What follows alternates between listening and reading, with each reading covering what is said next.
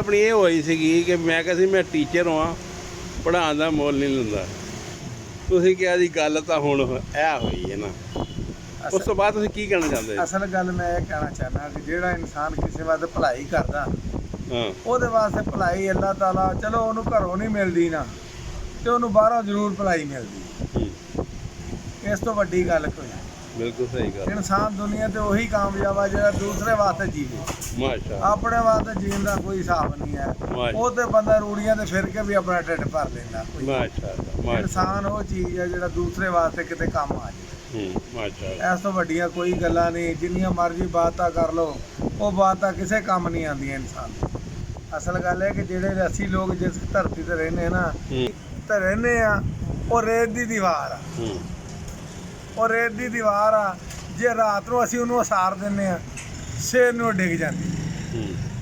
ਅਸੀਂ ਕਿਸੇ ਕਾਬਲ ਇਸ ਤਰ੍ਹਾਂ ਹੋ ਜਾਈਏ ਕਿ ਜਿਵੇਂ ਇੱਕ ਫੌਲਾਦ ਦੀ ਦੀਵਾਰ ਆ ਇੱਕ ਦੂਸਰੇ ਵਾਸਤੇ, ਤੇ ਫਿਰ ਵੇਖੋ ਇਨਸਾਨ ਤੇ ਇਨਕਲਾਬ ਕਿਉਂ ਨਹੀਂ ਆਉਣਾ। ਅਸੀਂ ਯਾਨੀ ਕਿ ਡੰਗ ਦੀ ਡੰਗ ਖਾਣ ਵਾਲੇ ਲੋਕ ਦੂਸਰੇ ਵਾਸਤੇ ਅਸੀਂ ਬਿਹਤਰ ਨਹੀਂ ਸੋਚਦੇ।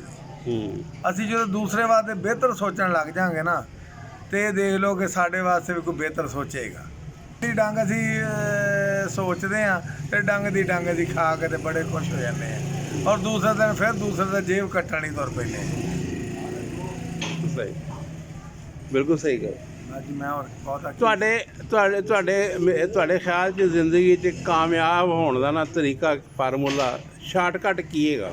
ਸ਼ਾਰਟਕਟ ਮੇਰੇ ਕਾਮਯਾਬੀ ਇਹੀ ਆ ਕਿ ਜੋ ਮੇਰੇ ਨਬੀ ਸੱਲੱਲਾਹੁ ਅਲੈਹਿ ਵਸੱਲਮ ਨੇ ਫਰਮਾਇਆ ਕਿ ਕਿਸੇ ਨਾਲ ਧੋਖਾ ਨਹੀਂ ਕਰਨਾ, ਕਿਸੇ ਨਾਲ ਦਗਾ ਨਹੀਂ ਕਰਨਾ, ਸੱਚਾਈ ਤਾਂ ਜ਼ਿੰਦਗੀ ਗੁਜ਼ਾਰਨੀ ਆ। ਔਰ ਇਹਦੇ ਤੋਂ ਵੱਡਾ ਸ਼ਾਰਟਕਟ ਰਸਤਾ ਕੋਈ ਨਹੀਂ। ਪੈਸੇ ਦੀ ਗੱਲ ਨਹੀਂ ਹੈ, ਪੈਸੇ ਨਾਲ ਇਨਸਾਨ ਨੂੰ ਇੱਧਰ ਦੇਖੀ ਸਕੂਨ ਨਹੀਂ ਮਿਲਦਾ। ਸਕੂਨ ਉਦੋਂ ਹੀ ਮਿਲਣਾ ਜਦੋਂ ਤੁਸੀਂ ਕਿਸੇ ਵਾਸਤੇ ਭਲਾਈ ਕਰਨੀ ਹੈ। ਫਿਰ ਤੁਸੀਂ ਆਪਣੇ ਜ਼ਮੀਰ ਨੂੰ ਇਹ ਦੇਖਣਾ ਕਿ ਯਾਰ ਮੇਰਾ ਜ਼ਮੀਰ ਮੁਤਮਿਨ ਹੋ ਗਿਆ।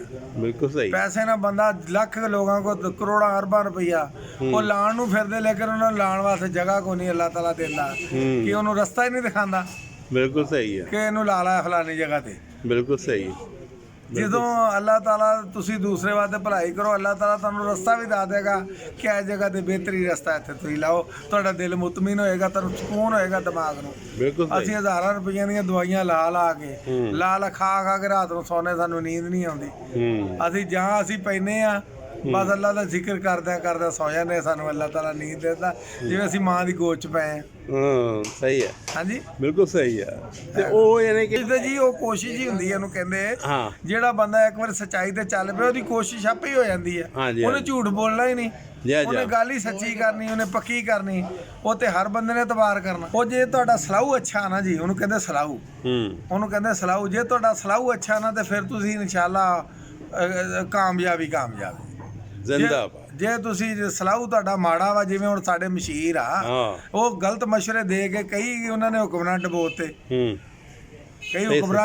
ਗਲਤ ਮਸ਼ਵਰੇ ਦੇ ਕੇ। ਇਹੋ ਚੀਜ਼ ਆ, ਜਦੋਂ ਇਨਸਾਨ ਨੂੰ ਗਲਤ ਮਸ਼ਵਰਾ ਦੇਣਾ, ਉਹ ਸਮਝ ਲੈ ਇਸ ਤਰ੍ਹਾਂ ਹੀ ਆ ਵੀ ਬੰਦੇ ਨੂੰ ਡਬੋਤਾ। ਮਸ਼ੀਰ ਗਲਤ ਹੋਵੇ ਤਾਂ, ਜੇ ਮਸ਼ੀਰ ਅੱਛਾ ਹੋਵੇ ਤੇ ਫਿਰ ਸਮਝ ਲਓ ਸਭ ਕੁਝ ਠੀਕ ਆ। ਬਿਲਕੁਲ ਸਹੀ ਬਾਤ। ਇੱਕ ਦਿਨ ਹਜ਼ਰਤ ਮੌਲਾ ਅਲੀ ਨੂੰ ਪੁੱਛਿਆ ਕਿਸੇ ਨੇ ਤੰਜ਼ ਨਾਲ, ਸਰਕਾਰ ਜਿਸ ਵੇਲੇ ਉਹ ਦੌਰ ਸੀ ਦੂਸਰੇ ਹਿਸਾਬਾਂ ਦਾ, ਉਸ ਵੇਲੇ ਤੇ ਬੜਾ ਅੱਛਾ ਦੌਰ ਚੱਲਦਾ ਸੀ। ਜਦੋਂ ਤੁਹਾਡਾ ਦੌਰ ਆਇਆ, ਉਦੋਂ ਧੰਗੇ ਫਸਾਦ ਹੋਣ ਲੱਗ ਗਏ। ਆਪ ਨੇ ਫਰਮਾਇਆ ਉਹਨਾਂ ਦਾ ਮਸ਼ੀਰ ਮੈਂ ਸਾਂ, ਤੇ ਮੇਰੇ ਮਸ਼ੀਰ ਤੁਸੀਂ ਜੇ। ਬਿਲਕੁਲ ਸਹੀ। ਇਹ ਚੀਜ਼ ਆ ਕਿ ਜਦੋਂ ਇਨਸਾਨ ਮਸ਼ਵਰੇ ਵਾਲਾ ਗਲਤ ਹੋਵੇ, ਉਹ 'ਚ ਧੰਗੇ ਫਸਾਦ ਹੋਣਗੇ ਤੇ ਕੀ ਹੋਣਗੇ। ਬਿਲਕੁਲ ਸਹੀ ਗੱਲ। ਸਾਡੇ ਕੋਲ ਮੁਲਕ 'ਚ ਕਮੀ ਹੈ, ਸਾਡੇ ਮੁਲਕ ਦੀ ਗੈਸ ਦੇਖੋ ਕਿੰਨੀ ਹੈ, ਹਰ ਚੀਜ਼ ਸਾਡੇ ਮੁਲਕ ਦੇ ਵਿੱਚ ਹੈ, ਲੇਕਿਨ ਉਸ ਦੇ ਬਾਵਜੂਦ ਅਸੀਂ ਕੱਢਦੇ ਨਹੀਂ। ਇਸ ਵਾਸਤੇ ਕਿ ਸਾਡੇ ਦਿਲ ਦੇ ਵਿੱਚ ਬੇਈਮਾਨੀ ਆ। ਸੱਚਾਈ ਨਾਲ ਅਸੀਂ ਇੱਕ ਦੂਸਰੇ ਨਾਲ ਸੱਚਾਈ ਨਾਲ ਤੁਰਦੇ ਹੀ ਨਹੀਂ।